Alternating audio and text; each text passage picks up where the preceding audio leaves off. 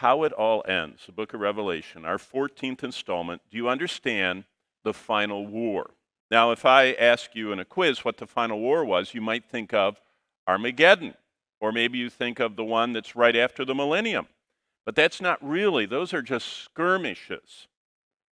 The final war, in one of the greatest and clearest and most sweeping prophetic passages, which you probably already have studied or will, Daniel 9, 24 to 27, God explains that all of human history swirls around the Jewish people, the people God has chosen, called Israel. So God says all history swirls around them. And the city that God has chosen, called Jerusalem, mentioned over 800 times, the most mentioned place in the Bible. Jerusalem, the Jews, and the third temple are the trigger. It's the fuse that ignites that war we call, and the Bible refers to as Armageddon. But actually, it's a bigger battle. I call it a cosmic battle. World War III, although they're saying in the news that what we're seeing in Ukraine is the beginning of World War III, I guess that's true. Everything we're seeing, according to Jesus, about wars and rumors of wars and the birth pains, all of them are leading to a crescendo. So that's true. But the real World War III, the Bible talks about, involves Iran attacking Jerusalem and Satan's expression of his endless hatred for the Jewish people. That's what God calls this massive battle that's going on. It's Satan knowing God's placed his name on a group of people and a city, Jerusalem and the Jewish people and the nation of Israel. And Satan knows God's put his name on them, and so Satan wants to get rid of them to show that God can't keep his word, that God can't be trusted, and he wants to defeat God. And that's the big war. And what we see today is one expression of that, the conflict between Satan and God and that war in heaven. Where we are is still, we're only at the third of the 7 stops on our journey. It's the main kind of message in the center of the book of Revelation, the tribulation events. They go back and forth between heaven and earth, and that's exactly what we're going to see as we look at chapter 14. That's the red block there, the tribulation. The next big event is going to be Christ's coming. But what triggers all that is what we see in Revelation chapter 11, okay? Revelation chapter 11 tells us something's going on. So in your Bibles, if you're there, it says in verse 1 of chapter 11, then I was given, so John, remember he's narrating, he's actually there. John is in the future. He's seeing it happen. Now that's a little hard for us. It hasn't happened. It's in the future. That's because we are bound by time. But John, briefly, is allowed to come up where God is. Now, do you remember how the Bible describes God's presence? God continually sees the end from the beginning. He sees it all at once. Have you ever thought about that? God does not see like we do, this moment, oh, now that moment's gone, we're in this moment, oh, now we're in the next moment.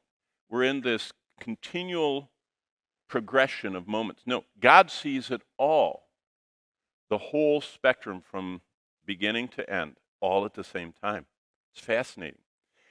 In physics, that's called dimensionality, which means that each dimension, the further up you are, you see more and more of them. Time for us is a dimension that we're bound by, but if you're above it, you would see time and also, length and breadth and height, all of those things are dimensions, and that, when you're above it, you would look down and you would see the whole thing. Now, how many dimensions there are, we don't know. But there's certainly one beyond ours, because you see people going beep, beep, beep, beep.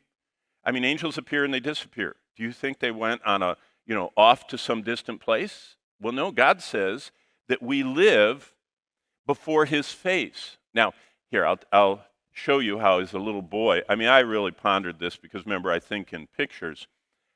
I could not figure out how I could live before the face of God. And one day I was in my room, at my desk, looking at my little ant farm.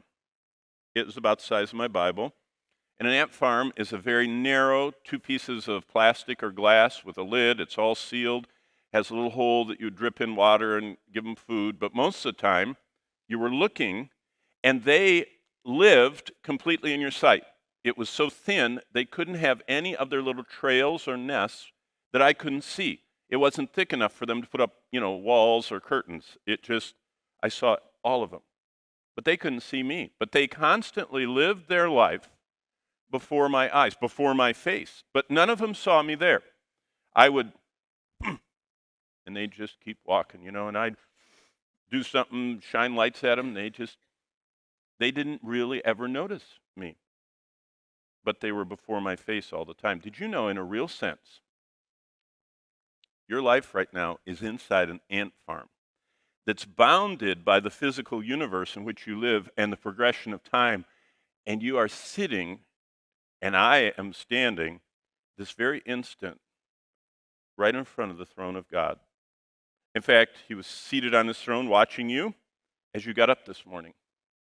And as you got near the edge of your bed, he waited to see if you would land in that circle and say, God, I'm your servant. You started the day last night. The evening and the morning is, the next day. You started last night. I'm just joining in with what you started. What do you want me to do today? See, that's the whole idea of Paul. I beseech you, therefore, brethren, brothers and sisters in Christ, that you present your body a living sacrifice. We're still alive, but we offer ourselves back to God. So we're living in front of the face of God. But look at what happens in chapter 11. John is up there seeing the future like God does, and he was given a reed. He actually could, like they do those blip, blip in and out of our dimension, he goes into the future and he measures. Look, he measures. Rise and measure the temple of God, the altar, and those who worship there. What is this? This is an end of days third temple in Jerusalem. Now, I showed you a few pictures of the Temple of Solomon, what it probably looked like on the left, and kind of an archaeological view of what the Temple of Herod, the second temple, looked like on the right. But what we see in the scriptures is the third temple has arrived. It's there in the future. It's there during the tribulation. When God asked John to measure the temple's holy place and Holy of Holies at Jerusalem, he reminds us and reminds John that God owns that city. Did you know if you're going to ever be in business, there's a great axiom, a truth, a principle of business. You can't manage anything you can't, what? Measure. They always tell you that in business seminars. That an effective manager, you're not managing some department if you're not measuring all the things, the employees and their output and their costs and their productivity, blah. You're measuring that. Business is about managing by measuring things, okay? God says, that belongs to me. That's why I'm measuring it. I own that city. I own that temple that would be built during the tribulation. And by the way, Daniel saw that temple in Daniel 9:27 and 12:11. Jesus saw that temple in Matthew 24:15. Paul saw that temple in 2 Thessalonians 2:4. I'll tell you what, if Daniel and Paul and John and Jesus all saw something, you can be sure it's real. And they all talk about the very same place that we're seeing right now. It's called the third temple. Why is that? Well, the first temple was Solomon's. He built it 970 to 950 about. The second temple was Herod's. He actually enlarged and grandized Zerubbabel's temple from the return of the exiles.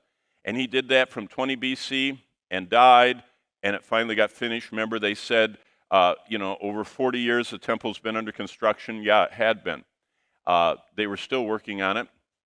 And when you get to go to Israel, any of you that do, you can see right where they stopped. Because when you walk through what's called the rabbinic tunnel, which goes from what we call the Wailing Wall, the Western Wall, and it punches through under the city, and you actually follow the Herodian stones that are unbelievably large. Some of them weigh 580 metric tons. And yet, we always tell the groups, take out your credit card, and you can't stick a credit card between the 580-ton blocks. They're so closely lined up together. But you keep walking on them, and you see, and they're beautiful, and they're finished, but you get near the end, you're almost under what we would call the Antonian Fortress. It's called the Sisters of Zion Convent today in modern Jerusalem, up above. But you're down below in the first century level, and all of a sudden the rocks aren't finished anymore. They still have protruding little holders they use to move them and cart them along. They just stopped building Herod's temple. They ran out of money, and they just left it. So that was the second temple. It was, of course, destroyed during the siege of Jerusalem in AD 70. But the third temple is right here in Revelation 11, and it's built sometime. Did you know that the temple faithful, they're called, it's a group of Jewish people that really want to build their temple, and they have in Jerusalem, they have their own little place where they're making the high priest garments. They're building replicas of all the temple fixtures, and every year they have this. They call it a cornerstone. It's a huge rock that they've made out of limestone, and they put it on a cart, and the whole temple faithful group, hundreds of them, all pull that rock and try and take it up on the Temple Mount, like they're putting up the kind of cornerstone of their new temple. And every year, the rioters, the one that controls the Temple Mount, the Waqf, it's called, the Arab presence, they resist them. So every year, the police have to come, and they have to surround these people with their cornerstone, and they pull it back and put it back in the storage room. But they do it every year and cause a riot every year because they want to build this temple. It's not because they've read Revelation 11. They don't even believe Revelation 11. They just want to do it.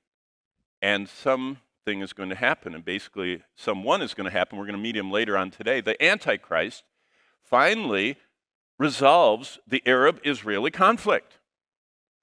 I mean, Clinton tried, remember Camp David, and everybody's tried over the years. The Antichrist does it. And he allows the Dome of the Rock to stay, and he gives permission for the Jews to build their temple right next to it. How do we know that? Well, look back. Look at the wording. But leave out the court, verse 2, which is outside the temple, and do not measure it, for it's been given to Gentiles, and they're going to tread the holy city underfoot for 42 months. You see, there's this outer court. And, I mean, if you were building a Jewish temple and there was a Islamic shrine, you would not consider that to be holy.